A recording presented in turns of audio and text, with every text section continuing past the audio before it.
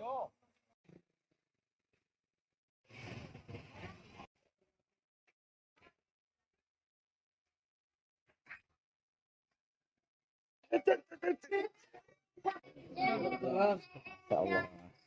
Woi, guru.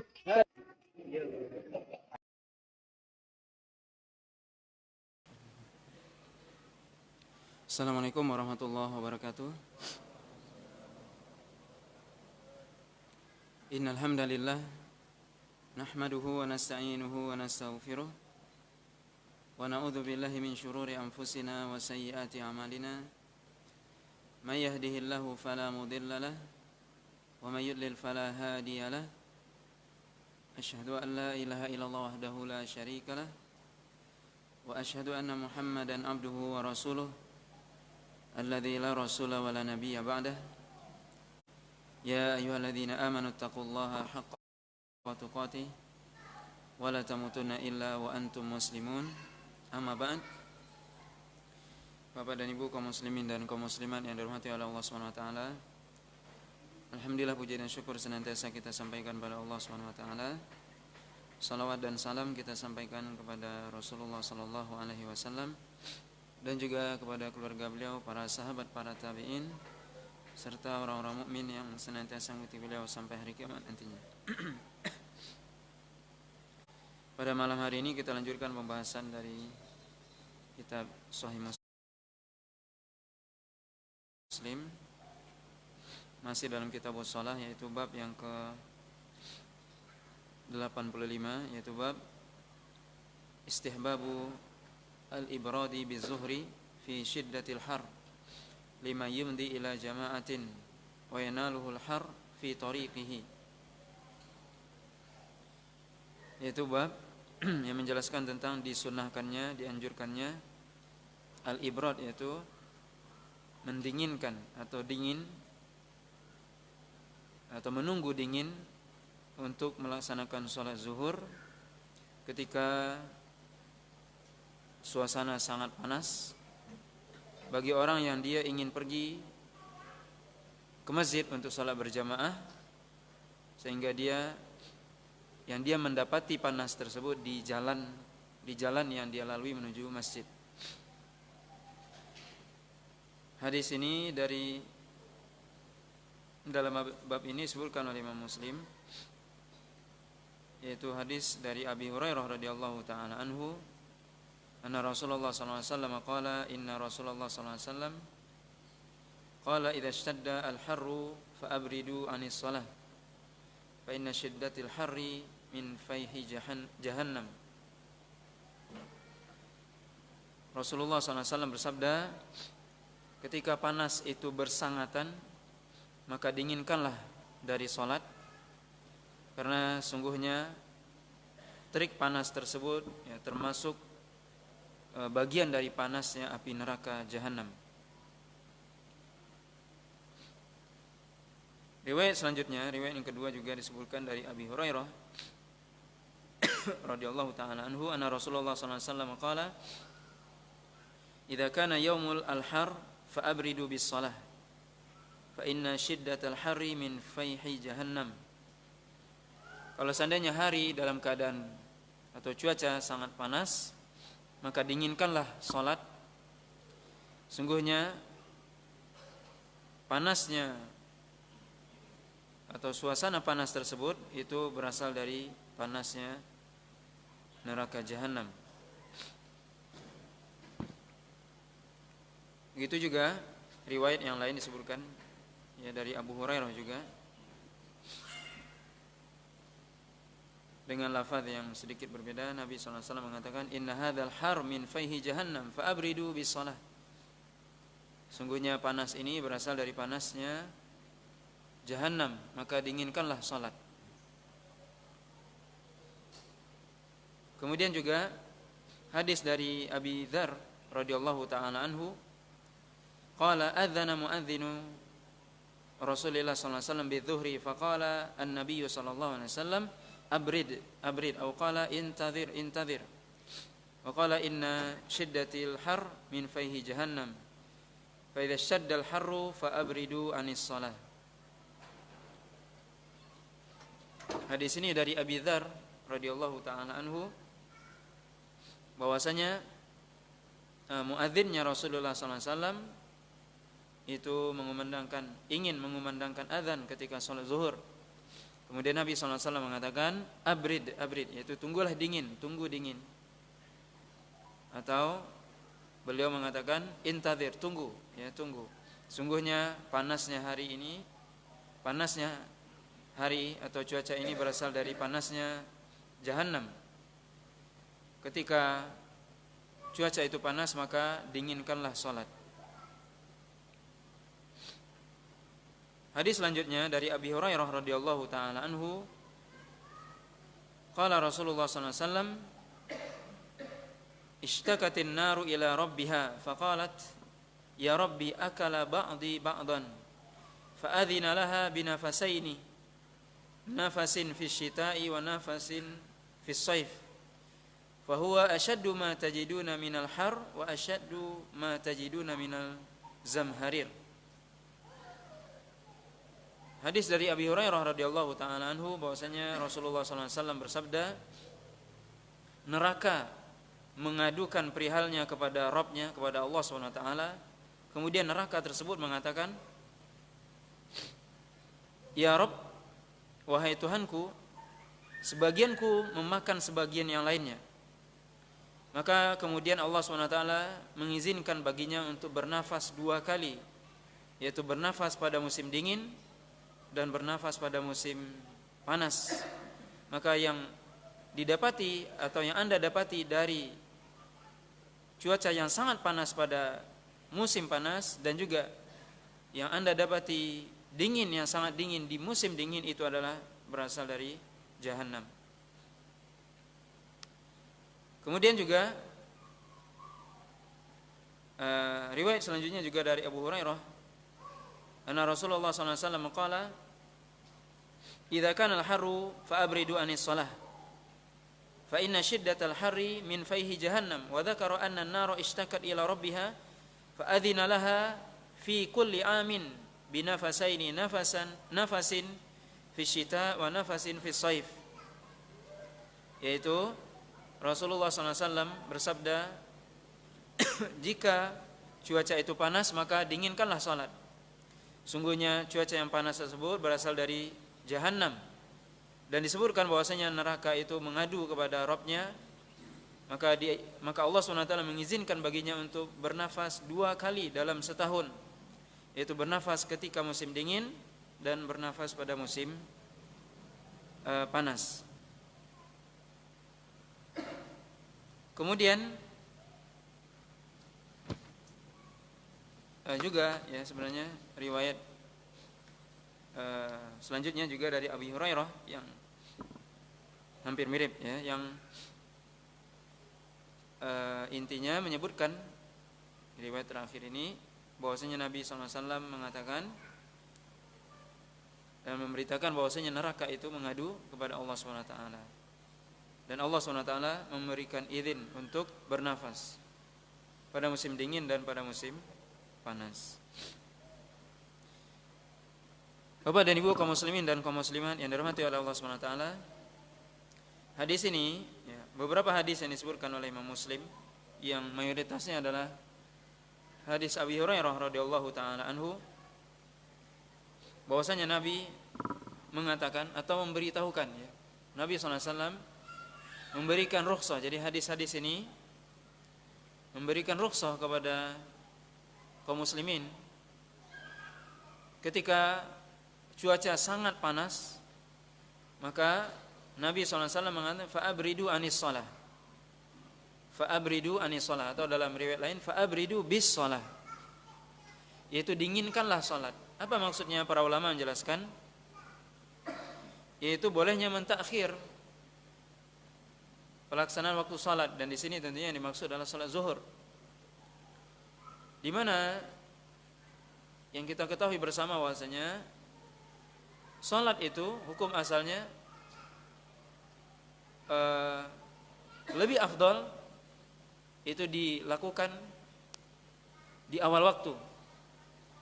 Sebagaimana Nabi SAW ditanya ayul a'malil afdal, Faqala Rasulullah sallallahu alaihi wasallam, as-salatu ala waqtiha. Amalan apa yang paling utama? Maka Nabi sallallahu alaihi wasallam menjawab ketika itu, as-salatu ala waqtiha, itu salat di awal waktu. Maka hukum asal dari salat adalah dianjurkan atau diutamakan untuk melaksanakan salat di awal waktu, ya di awal waktu. Kecuali salat Isya. Kecuali salat Isya yang memang itu ada dalil khusus dari Nabi sallallahu alaihi wasallam untuk mentakhir salat Isya, itu yang lebih utama kalau seandainya memang itu disepakati oleh jamaah dan di situ misalnya tidak ada yang merasa keberatan, maka lebih utama mentakhir.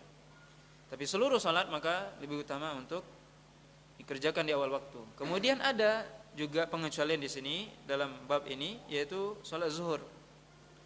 Ketika dalam keadaan sangat panas, di mana seorang ketika keluar dari rumahnya menuju masjid, itu berjalan dari rumahnya atau naik kendaraan dan sebagainya, menghadapi cuaca yang sangat panas, maka ini dibolehkan untuk tabrid atau ibrad, yaitu mengakhirkan salat, maksudnya mendinginkan salat. Maksudnya apa?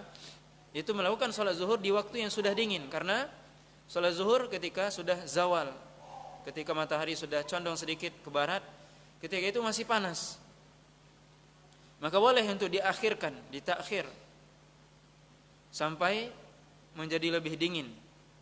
Disebutkan oleh Syekh Utsaimin, sudah bisa mendekati waktu asar kalau memang itu dibutuhkan. Dan tentunya di sini disebutkan oleh para ulama, illatnya, yaitu sebabnya adalah karena cuaca yang sangat panas. Maka ini suatu rukhsah, keringanan yang Allah berikan kepada umat ini, tentunya dalam keadaan tertentu, ya, dalam keadaan-keadaan yang tertentu, dan orang sulit untuk datang ke masjid misalnya karena memang cuaca yang sangat panas dan sebagainya, maka boleh untuk mentakhir salat zuhur sampai pergi hawa panasnya. Kemudian Nabi SAW mengatakan bahwasanya hawa panas tersebut yaitu min faihi jahannam, ya, min faihi jahannam, yaitu maksudnya adalah ghilyaniha, ya, ghilyan artinya adalah mendidihnya neraka, naudzubillah. Jadi ketika itu masa di mana neraka lagi puncak-puncaknya panas. Nah, kemudian dengan izin Allah SWT bahwasanya itu bisa dirasakan oleh manusia yang tinggal di bumi ketika itu. Maka hadis ini juga menunjukkan kepada kita bahwasanya neraka itu sudah ada. Neraka itu sudah diciptakan oleh Allah SWT dan sudah ada, dan termasuk makhluk Allah SWT. Dan ini adalah manhaj Ahlus Sunnah wal Jamaah, bahwasanya neraka itu sudah ada. Sebagaimana juga surga sudah ada. Karena sebagian ada yang mengatakan, orang-orang yang mendahulukan akalnya mengatakan, untuk apa Allah SWT menciptakan surga dan neraka sekarang? Siapa yang tinggal di situ? Nah, ini macam-macam ya pemikirannya. Pada Allah SWT sudah menyebutkan dalam Al-Quran, ketika bicara tentang surga, Allah mengatakan uiddat lil muttaqin, sudah disiapkan. Uiddat itu kalau kita belajar bahasa Arab bentuk fi'il madhi, sudah dipersiapkan untuk orang yang bertakwa. Kemudian kita bicara tentang neraka, Allah katakan uiddat lil kafirin, sudah disiapkan untuk orang kafir. Neraka itu berarti neraka sudah ada, sudah. Ya, ini salah satu dalil bahwasanya panasnya api neraka jahanam, naudzubillah, itu saking panasnya bisa dirasakan di dunia. Kemudian juga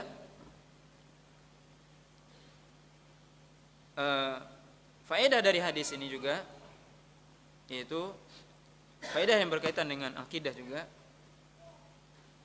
bahwasanya Nabi SAW tadi mengatakan kepada kita, neraka yashtaki, yaitu mengadukan perihalnya kepada Allah SWT, menunjukkan bahwasanya neraka berbicara dengan perkataan yang Allah pahami.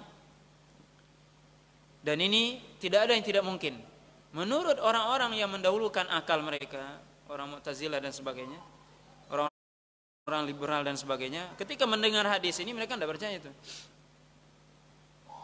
Kenapa? Karena menurut akal mereka yang sempit itu nggak mungkin, nggak masuk akal. Bisa berbicara neraka. Tapi orang beriman menurut akalnya yang sehat itu bisa. Kenapa? Tidak ada yang tidak mungkin bagi Allah. Tidak ada yang tidak mungkin. Pohon saja bisa berbicara. Maka dalam hal ini ketika kita belajar dan mendengar hadis-hadis Nabi SAW perlu diterima dengan iman dan akal yang sehat. Jangan akal yang cetek atau akal yang sempit. Maka akal yang sehat menerima hadis-hadis seperti ini. Di mana neraka mengadukan perihalnya kepada Allah SWT. Kemudian Allah SWT mengizinkan kepada neraka itu untuk bernafas. Bagaimana? Itu Allah a'lam. Tapi ini yang disampaikan oleh Nabi SAW. Maka manhaj Ahlus Sunnah dalam hal ini apa? Memahami sebagaimana lafaznya. Bagaimana Nabi menceritakan kepada kita, neraka itu minta izin kepada Allah untuk bernafas. Bagaimana cara bernafasnya? Allah a'lam. Itu bukan urusan kita. Kita tidak diberitahu itu sampai di situ. Ya. Maka kita hendaknya berbicara sesuai dengan dalil. Kalau ditanya bagaimana caranya, kita nggak tahu, karena kita tidak diberitahu. Dan faedahnya wallahu alam, ya mungkin kita tidak perlu tahu. Tidak ada faedah bagi kita untuk itu. Makanya tidak perlu dicari tahu. Ada orang-orang yang dia berpikir, wah gimana caranya? Maka ini hadis-hadis yang disebutkan oleh Imam Muslim di sini disebutkan oleh Nabi SAW bahwasanya neraka itu bernafas pada musim dingin satu kali dan musim panas satu kali. Dan apa yang engkau dapati, kata Nabi SAW, dari rasa panas yang sangat panas ketika musim panas atau puncak musim panas itu adalah dari panasnya api neraka, naudzubillah, dari panasnya neraka jahanam. Dan dinginnya dari musim dingin, cuaca yang sangat dingin, paling dingin, puncaknya dingin dari musim dingin itu adalah dari neraka. Bisa berarti neraka itu yang panas, yang dia api mengeluarkan sesuatu yang dingin, subhanallah, itu semua kekuasaan Allah. Tidak ada yang tidak mungkin. Menurut otak kita mungkin tidak mungkin. Mana api melahirkan apa? Melahirkan yang dingin dan sebagainya. Maka hadis-hadis seperti ini diterima dengan apa? Akal yang sehat dan iman. Harus dibarengi dengan iman. Kalau tidak ada iman, maka akal akan menjadi sempit dan tidak bisa menerima apa yang disampaikan oleh Nabi SAW. Dan ini disebutkan beberapa hadis ini disebutkan oleh Imam Muslim di sini. Allah alam, Imam Muslim menyebutkan riwayat-riwayat. Tentunya tidak cukup satu. Walaupun kita katakan sebenarnya cukup satu, tapi Imam Muslim menyebutkan beberapa riwayat menunjukkan pentingnya. Kemudian juga ada beberapa perbedaan redaksi yang itu semua ada faedahnya. Kemudian faedah dari hadis ini juga yaitu bahwasanya tadi sudah kita sebutkan bolehnya ya seorang mentakhir, dan ini salah satu bentuk rukhsah, ya, keringanan yang Allah berikan dari syariat ini. Ya, terutama di zaman dahulu, kita bisa bayangkan di zaman dahulu Masjid Nabi SAW itu tidak ada tikarnya seperti kita ini, pasir. Sebagiannya ada atap, sebagian tidak. Orang yang berjalan ke masjid bisa ini nggak ada sandal, sebagian pakai, mungkin nggak semua sahabat seperti kita. Alhamdulillah di zaman kita, subhanallah, masjid ada AC-nya, ada karpetnya, subhanallah. Orang berangkat ke masjid dengan kendaraan nyaman semuanya. Zaman dahulu tidak seperti itu. Tetapi itu tidak menutup kemungkinan. Walaupun hari ini misalnya berarti apa hadis ini tidak dilaksanakan atau tidak diamalkan. Tidak, ada waktu-waktunya atau keadaan-keadaan yang mungkin kita dalam keadaan safar dan sebagainya yang kita tidak mendapati itu. Sebagaimana tadi disebutkan. Sebagian ulama menjelaskan hadis Abi Dzar tadi adalah ketika Nabi dalam keadaan safar, wallahu alam ya. Ketika disebutkan muadzin Rasul ingin mengundangkan azan, kata Nabi, abrid, tunggu. Intazir, tunggu, jangan azan dulu. Wallahu alam, ini kemungkinan adalah ketika dalam safar. Tunggu sampai dingin, baru kemudian azan, kemudian salat. Ya wallahu a'lam. Maka di sini ini hadis-hadis yang menunjukkan kepada kita akan bahwasanya syariat ini di dalamnya ada kebaikan dan di dalamnya ada memberikan rukhsah, keringanan ya, kepada kita dalam keadaan-keadaan kondisi tertentu yang mungkin kita membutuhkannya, maka boleh kita mentakhir.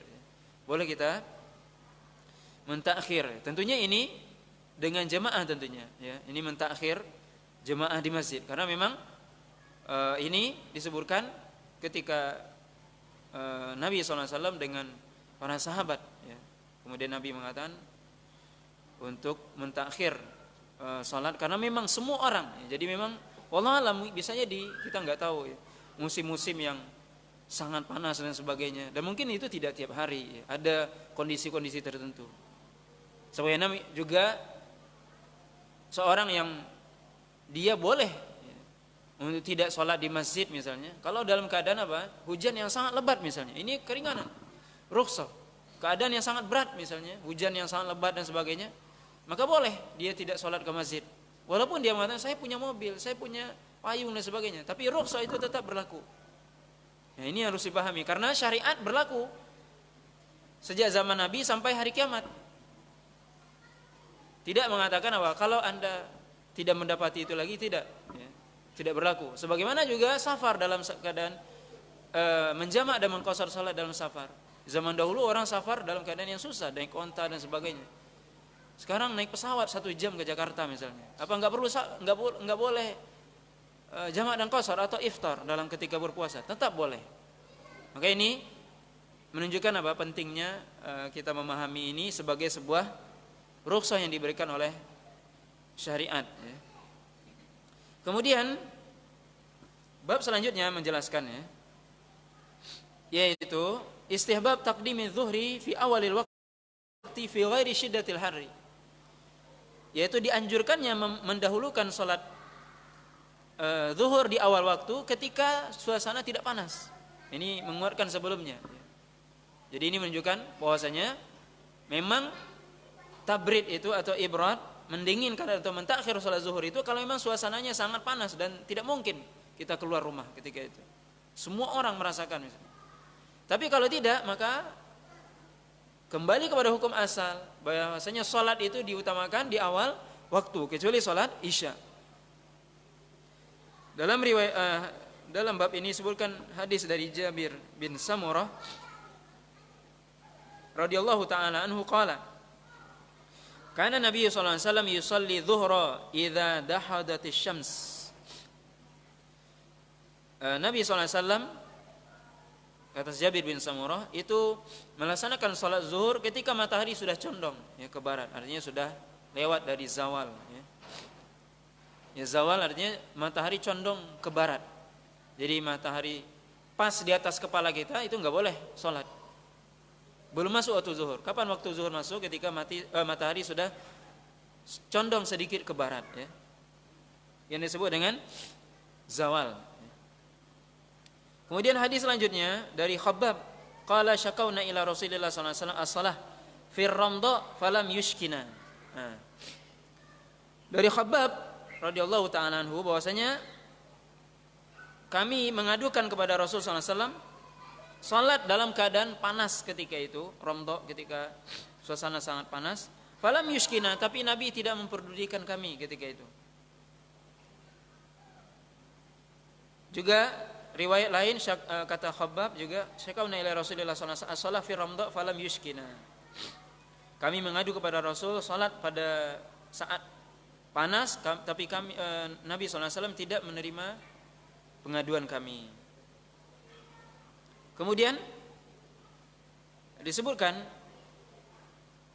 oleh Khabbab juga qala ataina Rasulullah sallallahu alaihi wasallam fasyakauna ilaihi harra ramdha falam yushkina. Kami mendatangi Rasul sallallahu alaihi wasallam dan kami mengadukan tentang panasnya ya cuaca.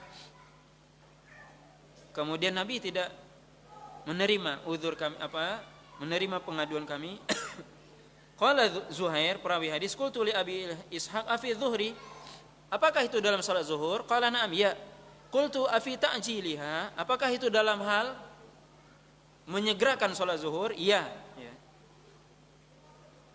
Kemudian hadis terakhir dalam bab ini dari Anas bin Malik, qala kunna nusalli ma Rasulillah sallallahu alaihi wasallam fi shiddatil harri fa idza lam yastati ahaduna ayyumakina jabhatahu minal ardi basata thawbahu fasajada alaihi. Yaitu Anas bin Malik mengatakan bahwasanya kami dulu pernah sholat bersama Nabi sallallahu alaihi wasallam dalam suasana yang sangat panas.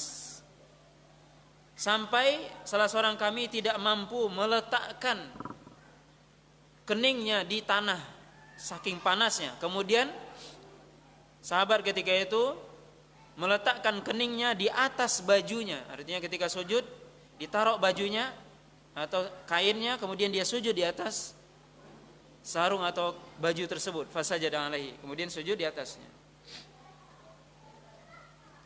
Maka hadis ini ya disebutkan oleh Imam Nawawi dan yang lainnya juga. Imam Nawawi mengatakan bahwasanya apakah hadis ini bertentangan dengan sebelumnya? Maka di sini disebutkan ya perlu menggabungkan hadis ini bahwasanya mengakhirkan sholat ya zuhur yaitu ibrad itu adalah juga mengikuti persetujuan atau ya, petunjuk dari imam. Karena kita bisa lihat di sini Rasulullah SAW yang memberikan instruksi ya, kepada muadzin beliau untuk mengakhirkan sholat. Artinya apa? Ini tidak kembali kepada individu. Karena kalau seandainya kembali kepada individu maka bisa beda-beda nanti. Makanya tadi sebagian sahabat Khabbab mengadu kepada Nabi. Ini suasana lagi panas wahai Rasul, gimana? Nabi tidak menggubris. Maksudnya gimana? Wallahu alam. Berarti menurut perhitungan Nabi ketika itu masih bisa untuk dilakukan. Atau menurut sebagian ulama wallahu alam bahwasanya hadis yang kedua ini yaitu yang menyuruh tetap untuk sholat ketika panas itu belum, atau hadis ini pertama ya, di awal, kemudian baru datang rukhsah dari Nabi SAW setelahnya. Jadi bisa jadi ada kemungkinan bahwasanya hadis yang terakhir ini itu datang pertama, baru setelah itu Nabi SAW memberikan rukhsah. Atau memang ya kembali sebagaimana disebutkan oleh para ulama bahwasanya kebijakan untuk tabrid atau ibrad tadi mengakhirkan sholat ya kembali kepada imam. Imam mengatakan ya diakhirkan saja. Sebagaimana juga menjamak sholat, misalnya menjamak sholat. Misalnya hujan lebat misalnya antara maghrib dan isya, maka imam bisa menurut pendapat imam misalnya, ayo kita jamak. Maka itu kembali kepada imam. Maka dalam hal ini imam memang amanah ya dalam hal ini. Karena imam bertanggung jawab terhadap sholatnya makmum.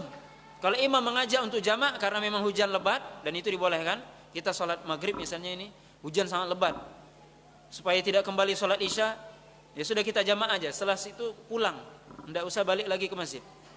Itu dibolehkan. Ya menjamak sholat, tapi itu di masjid tentunya. Ya bukan anda jamak di rumah, tidak. Ya tapi di masjid. Ini lagi sholat di sini datang ya. Tujuannya apa? Supaya kalau udah pulang dari masjid tidak kembali lagi karena hujan lebat. Ini kondisi-kondisi tertentu. Maka ini apa? Dikembalikan kepada imam. Maka imam di sini mu'taman, artinya dipercaya dalam hal ini. Dia diminta yang dipercaya untuk menjamak atau tidak, atau mentakhir atau tidak. Ya, wallahu a'lam. Kemudian faedah dari hadis ini boleh saja makmum mengadukan itu. Ini boleh, tetapi apa? Keputusan di tangan imam. Sebagaimana Khabbab datang kepada Nabi SAW, Nabi tidak mengingkari, tetapi Nabi tidak mengabulkan. Ini menunjukkan bahwasanya boleh saja makmum menganjurkan. Oh, bagaimana misalnya ketika hujan juga makmum menganjurkan, gimana kita jamak saja? Boleh, ya.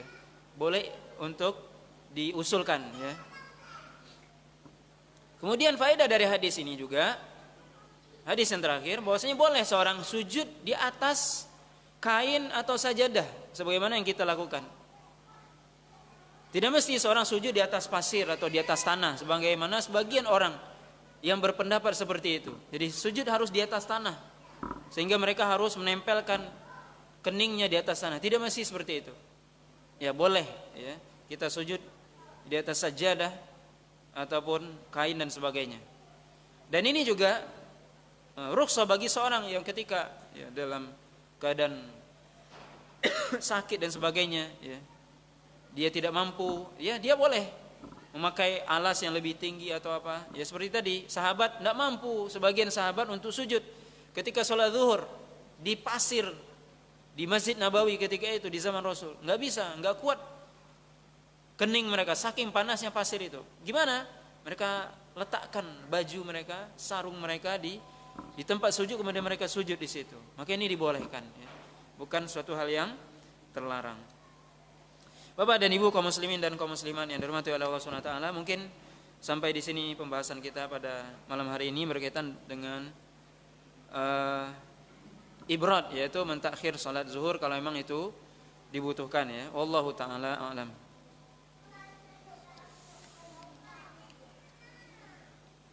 Ya, ini kita jawab pertanyaan sebelumnya ya. Apakah boleh kita sebagai laki-laki tidak ke masjid dan sedikit menunda waktu sholat ketika kita sholat di rumah? Nah ini perlu kita ketahui. Mudah-mudahan yang bertanya hadir nih ya malam ini. Ini pertanyaan Jumat yang lalu. Kita laki-laki, menurut pendapat yang lebih kuat, laki-laki itu wajib sholat ke masjid. Wajib hukumnya. Memang berbeda pendapat para ulama di sini. Ada yang mengatakan sunnah, ada yang mengatakan fardu kifayah. Tapi pendapat yang lebih kuat adalah apa? Wajib ain. Laki-laki sholat ke masjid. Dalilnya apa? Sangat jelas dalam Al-Quran. Allah SWT ketika sholat, ketika dalam keadaan perang, itu tidak gugur kewajiban sholat berjamaah. Kita bisa bayangkan itu suasana genting perang. Itu tidak gugur kewajiban sholat berjamaah, tetap berjamaah. Sampai Allah SWT menurunkan ayat dalam surah An-Nisa menjelaskan secara detail bagaimana shaf itu dibikin. Itu Allah menurunkan itu. Ini menunjukkan apa? Bahwasanya sholat berjamaah itu sangat harus dijaga. Sampai dalam keadaan dalam keadaan perang pun, dalam keadaan nyawa mungkin nyawa kita jadi taruhannya, itu tidak gugur kewajiban sholat. Sampai Allah menurunkan ayat itu dalam surah An-Nisa. Kemudian juga Nabi SAW ditanya oleh salah seorang sahabat yang buta, Abdullah bin Maktum, wahai Rasul, enggak ada orang yang menuntun saya ke masjid. Sedangkan jalan di tempat saya mungkin penuh, mungkin lumpur dan sebagainya. Ya jalannya enggak seperti kita, alhamdulillah jalan kita aspal, masya Allah. Tapi Nabi SAW mengatakan kepada orang yang buta tadi apa? Apakah kamu dengar azan? Dengar. Kalau dengar, penuhi panggilan itu. Kalau seandainya orang yang buta saja tidak diberikan rukhsah, kalau seandainya itu sunnah, pasti diberikan rukhsah. Dan tidak perlu orang buta tadi minta izin. Kenapa? Karena itu sunnah. Kalau sunnah dikerjakan gimana? Tidak dikerjakan tidak berdosa. Ini menunjukkan para sahabat sendiri memahami bahwanya sholat berjamaah itu ke masjid wajib. Sampai yang sahabat yang buta tadi bertanya, ini menunjukkan itu. Bahwasanya memang para sahabat semuanya memahami itu wajib. Ini sampai mereka bertanya, wahai Rasul, gimana saya? Kalau seandainya sunnah sekali lagi, tidak perlu minta izin. Ya, gimana sholat sunnah perlu nggak minta izin? Nggak perlu. Sholat duha minta izin? Nggak perlu. Itu menunjukkan sholat wajib bagi laki-laki sholat ke masjid. Dan Nabi SAW selalu sholat berjamaah ke masjid. Tidak sholat berjamaah ke masjid. Ini penting ya. Jadi gimana? Tidak boleh ya menunda sholat. Kecuali dalam keadaan tadi kita katakan hujan yang lebat, boleh sholat di rumah. Atau Anda sakit itu pun kalau di zaman Nabi itu orang yang sakit dipapah itu. Kalau memang tidak sanggup ya sudah di rumah. Tapi kalau di zaman Nabi dipapa, dibawa, digotong ke masjid, duduk sholat di masjid, tidak apa-apa. Itu saking pentingnya sholat berjamaah ya. Ini penting ya. untuk kita ketahui bersama. Sehingga kita tidak mengatakan itu sunnah, dianggap enteng saja. Sehingga apa? Coba kita lihat azan berkumandang, masjid kosong. Buat apa masjid dibangun banyak-banyak, megah, bagus, nggak ada isinya. Di zaman Nabi 5 waktu penuh Masjid Nabawi. Menunjukkan apa? Salat berjamaah wajib hukumnya bagi laki-laki, ya. Wallahu a'lam. Kapan waktu kita mengqadha salat? Kapan kita mengqadha salat? Mengqadha itu artinya mengerjakan salat ketika waktunya sudah habis. Sudah habis waktunya kita qadha. Ya kalau kita tertidur misalnya subuh, bangun baru jam 10 siang, jam 10 pagi. Ya waktu itulah kita mengqadha salat. Itu namanya mengqadha. Yaitu mengerjakan salat di luar waktunya, maka itu mengqadha, ya. Kalau seandainya itu karena lupa atau tidak sengaja, nanti akan kita sebutkan di sini. Nabi pernah lupa. Itu tentunya tidak berdosa. Tapi kalau seandainya seorang melalaikan salat, dia salat di luar waktunya karena tidak ada uzur, maka berdosa dia. Ya, berdosa dia melakukan salat di awal di luar waktunya, ya. Apakah anak termasuk anak durhaka kepada orang tua? Dan posisi anak sekarang di rantau, sedangkan ibu anak tinggal di kampung sendirian. Di sini dilihat Anda, seorang ketika dia ingin pergi merantau dan sebagainya, dia minta izin sama orang tua. Apakah ibu Anda mengizinkan atau tidak? Dan tentunya ini harus dilihat, apakah ibu Anda sudah sepuh atau enggak, atau dia masih kuat sendiri, bekerja sendiri. Kalau dia sudah sepuh, maka tentunya lebih baik Anda pulang kampung, berkhidmah kepada orang tua. Kenapa? Nabi SAW pernah didatangi oleh seorang sahabat yang ketika itu Nabi mengajak sahabat untuk berjihad. Kata Nabi kepada pemuda itu, wahai pemuda, kamu masih ada orang tua? Masih, wahai Rasul. Ahayyun walidah, kata Nabi. Apakah kedua orang tuamu masih hidup? Iya, kata Nabi. Fafihi ma fajahid. Maka berjihadlah untuk berbakti kepada keduanya. Maka kalau di sini dilihat ya posisi Anda atau posisi orang tua. Kalau orang tua Anda mengizinkan, insya Allah tidak apa-apa. Tapi kalau orang tua melepas dengan berat hati, maka itu tidak sebaiknya Anda lakukan. Ya, pergi, pulanglah ke kampung halaman. Yang kedua, lihat kondisi orang tua. Orang tua sudah sepuh, sudah berat untuk melakukan kegiatannya sehari-hari, atau masih kuat. Kalau masih kuat nggak apa-apa. Tapi kalau sudah sepuh dan sebagainya, sedangkan dikatakan tadi ibunya sendiri, berarti nggak ada keluarga, nggak ada saudara, maka lebih baik Anda pulang. Dan itu lebih utama. Berbakti kepada orang tua, terutama ibu, itu adalah surga. Ya. Kata Nabi SAW, aku menjamin bagi orang yang dia ingin mendapatkan apa? Surga Allah SWT dengan apa? Berbakti kepada orang tuanya, terutama ibu. Ya, terutama ibunya. Bagaimana melihat waktu zuhur dalam keadaan hujan dan langit dalam keadaan gelap? Tentunya, ya alhamdulillah kalau zaman kita alhamdulillah yang sekarang sudah ada jam.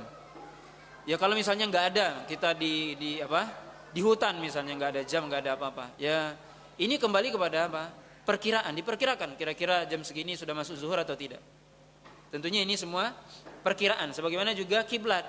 Ya, kita pergi ke hutan gimana? Ya. Nggak tahu kita arah kiblat kemana. Kita perkirakan. Kalau memang tidak ada tempat bertanya.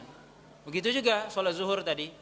Kalau kita nggak bawa jam, tidak ada tempat bertanya dan sebagainya, ya sudah perkiraan, ya kita memperkirakan. Nah, wallahu a'lam. Apakah boleh saat safar menjamak dan mengqashar salat maghrib dan isya? Ya, menjamak boleh. Maghrib dan isya dijamak, sedangkan isya diqashar. Adapun maghrib tentunya tidak diqashar. Menjamak artinya apa? Menggabungkan waktu dua waktu, ya. Salat maghrib dan salat isya dilakukan di waktu maghrib atau di waktu isya. Itu jamak. Boleh dilakukan ketika safar, boleh juga dilakukan ya. Untuk jamak ini tidak hanya safar, tapi ketika orang dalam keadaan hujan tadi yang sangat lebat di masjid, kemudian atau dia dalam keadaan sakit, terbaring di rumah sakit atau di rumah misalnya, sulit bagi dia untuk salat setiap waktu, boleh dia menjamak salat. Tapi mengqasar hanya untuk orang yang dalam keadaan safar. Yaitu salat yang 4 menjadi 2 rakaat ya. Nah, wallahu a'lam.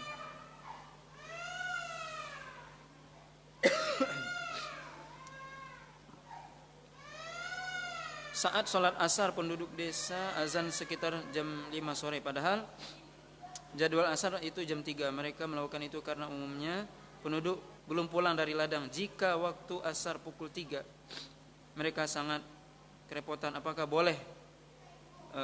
Syukran. Ya, insya Allah nanti kita jawab pertemuan yang akan datang, karena bab selanjutnya adalah tentang sholat asar. Ya, ini kalau sekarang ini apa? Sholat zuhur, yaitu mentakhir sholat zuhur itu dibolehkan kalau memang dalam keadaan suasana apa? Panas. Tapi bagaimana dengan sholat asar? Insya Allah kita baca insya Allah pada kesempatan yang akan datang. Ya wallahu ta'ala alam. Subhanakallah wa bihamdika asyhadu an la ilaha illa anta astaghfiruka wa atubu ilaik. Wa sallallahu ala nabiyyina Muhammadin wa ala alihi washabihi wasallam. Wassalamualaikum warahmatullahi wabarakatuh.